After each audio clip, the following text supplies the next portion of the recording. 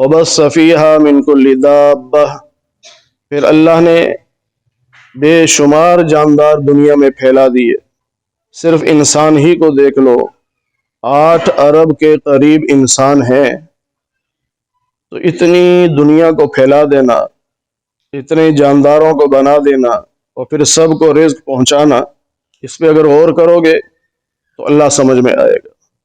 وتصریف الریاح، ہواؤں کا چلنا، کبھی ٹھنڈی ہوا چل رہی ہے، کبھی گرم چل رہی ہے، کبھی مشرق سے مغرب چل رہی ہے تو کبھی مغرب سے مشرق چل رہی ہے، کبھی شمال سے جنوب چل رہی ہے، کبھی جنوب سے شمال چل رہی ہے۔ اس پہ غور کرو، کون ہے جو ان ہواؤں کو چلاتا ہے؟ والسحاب المسخر بین السماء والارض، بادل جو آسمان اور زمین کے درمیان خلا میں ٹھہر جاتے ہیں اور ہزاروں ٹن پانی ان کے اندر ہوتا ہے، تو ان بادلوں کو یوں کھڑا کر دینے والا اور اتنے وزنی بادلوں کو چلانے والا یہ کون ہے؟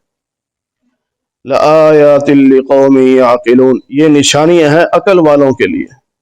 جس کے پاس ذرا سی بھی عقل ہوگی اسے ان ساری چیزوں میں خدا نظر آئے گا کہ اللہ ہی یہ سارے کام کر سکتا اور کوئی نہیں کر سکتا۔ لیکن اس کے باوجود لوگوں میں سے کچھ لوگ ایسے ہیں جو اللہ کے ساتھ شریک ٹھہراتے ہیں، یعنی شرک کرتے ہیں۔